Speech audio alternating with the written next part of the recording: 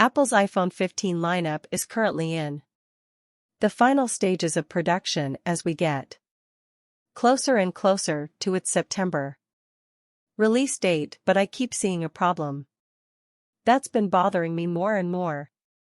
As the years go by, people are still buying regular iPhone models instead of Pro models, despite them becoming worse each year in terms of value. The iPhone 14 was already really bad since it gets the old A15 chip, the notch, and a general lack of features, but with the iPhone 15 lineup, I'm afraid this is the year where everyone should avoid the regular models and finally go Pro, because we all know once you go Pro, you can't go back, and it's for a dang good reason, which I'm going to explain in this video. Now I know what you're gonna say: the Pro models are more expensive, and yes, they definitely are, but my take is that you should rather skip an entire regular model upgrade and spend the next year saving up cash to make up the difference, so that next year you can afford to buy a Pro model instead. Or better yet, if you're planning on buying a regular model iPhone 15 later this year, start saving cash right now for the next 5 months so that you can get the Pro model. And if you're surprised by how adamant I am about people going for the Pro instead, you won't be by the end of this video, so let's jump right into it. Ever since the iPhone 7 Plus that gained a telephoto camera and portrait mode for the first time, Apple's been giving their larger or higher-end phones more features, but it really started to get nuts when Apple released the iPhone 11 Pro, boasting a better display, better battery life, stainless steel frame, better water resistance cameras, and more. Then, with the 12 Pro, they added LiDAR and night mode across all the cameras, as well as extra RAM storage and, of course, a better and brighter display. But the year 2021 is where the Pros really started to stand out. But before I get into that, I've got to show you guys the best pair of shoes I've ever had in my life from our sponsor Visai, which are perfect for the rainy season because they're 100 waterproof, meaning you can walk straight through puddles without soaking your shoes, and finally, I can walk through wet grass without ending up with wet socks for the rest of the day, thanks to the waterproof knit material called Dymatax, which is breathable, warm, and durable. They also sent me their new Storm Burst sneaker, which was perfect for when I went paintballing in a muddy field, so they're great for hiking or even as waterproof work boots.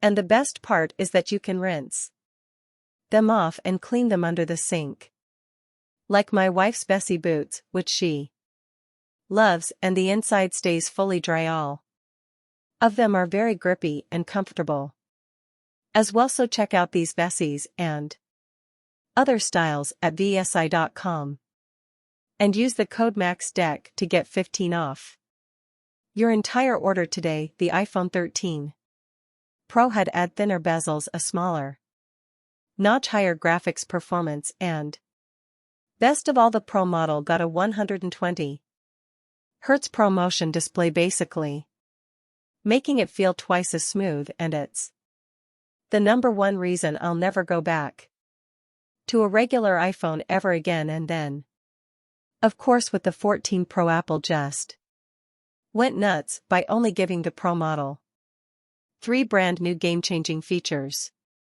the A16 Bionic chip, the new dynamic island that finally replaced the notch, and of course the always-on display that's almost 2 times brighter than the 14 in sunlight. Not only that, but the cameras are much better with bigger sensors, macro mode, and 4K cinematic mode. This basically proved to me that Apple wants more people to buy Pro models, and with the growing list of differences, I'm actually shocked people are still going for the regular ones, especially since the price of the Pros have remained unchanged for years, but now with the iPhone 15 lineup, Apple is going to be pushing the boundaries even further. So let's get into the leaks and changes we should expect. First of all, we all know that Apple's iPhone 15 Pro will be coming with a brand new titanium finish, which looks absolutely beautiful, and it'll help keep the weight of the iPhone down. But the regular 15 is going to stick to the same old aluminum design. Once again, we've also had a ton of leaks surrounding the new solid-state buttons on the Pro models, and although we won't get the unified volume button until next year, the leakers have confirmed that the Pro models will get a jump to 8 action gigs of RAM button, which will be programmable, finally replacing the mute switch that we've had for the last 16 years. But guess what? The regular iPhone 15 will not be getting it. On top of that, the Pro models will get a jump to 8 gigs of RAM, just like Apple's M1 and M2 Max, leaving the regular 15 with only 6 gigs Wi-Fi. 6E is also another feature that's coming, you guessed it, only to the Pro models.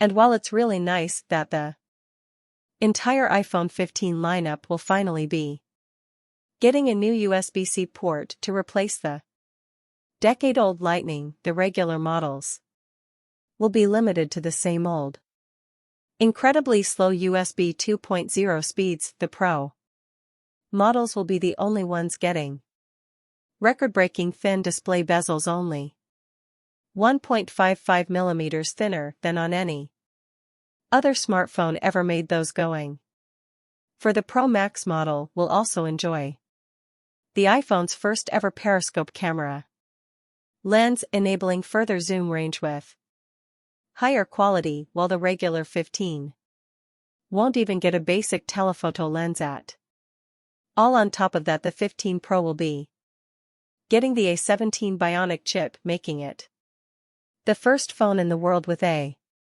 3nm base chip from TSMC, which is set to improve energy efficiency by 35% to help save battery life, and that's of course only coming to the Pro model, since the regular 15 will be getting the current third generation 5nm based A16 channel. Not only that, but the 3nm tech and the A17 will help push out more performance, since the efficiency will help it run cool, and that's happening at the same time as we're supposed to be getting a huge GPU core redesign that was supposed to happen on the A16 but got delayed until the A17. So the difference in performance between the iPhone 15 Pro's A17 chip and the iPhone 15's A16 is going to be huge, much bigger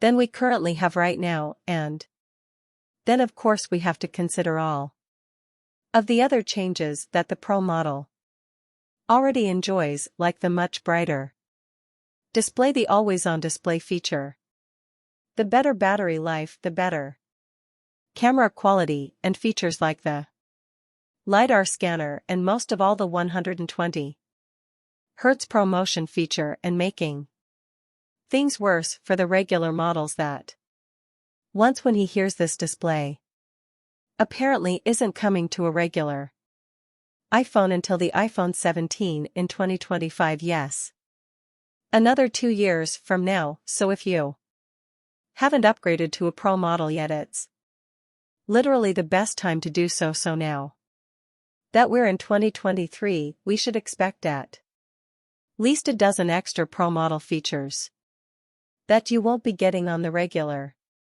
iPhone 15, and I think many people just don't realize that there are that many differences. Now you've got to be really careful and warn your friends and family, Because this year Apple is going to try extra hard to make it seem like they're really not that different at all. For example, we just got a leak saying that the regular iPhone 15 and 15 Plus models will be coming with the same frosted glass that has been exclusive to the Pro models ever since the 11 Pro, so it might not look and feel that different. On top of that, the regular 15 models will now finally ditch the notch and come with the dynamic island, which will make them look quite similar once again. But do not be deceived by Apple, their way different, as I showed you in this video.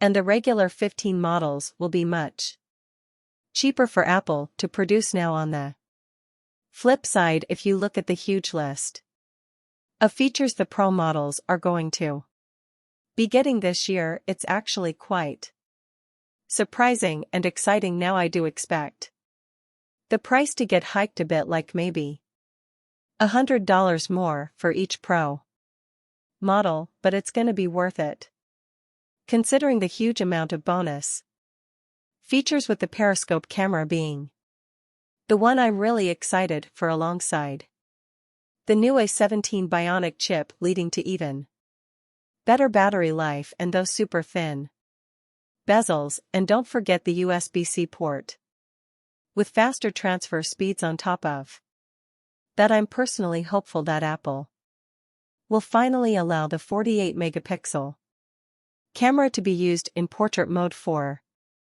super high quality portraits, which will fix the final little complaint I have with my 14 Pro Max. Now, if you totally disagree with my thoughts in this video, let me know down in the comment section below. But if you enjoyed it, click the circle above to subscribe for more videos like this one. Definitely check out one of those 2 videos right over there. Thanks for watching, and we'll see you in the next one.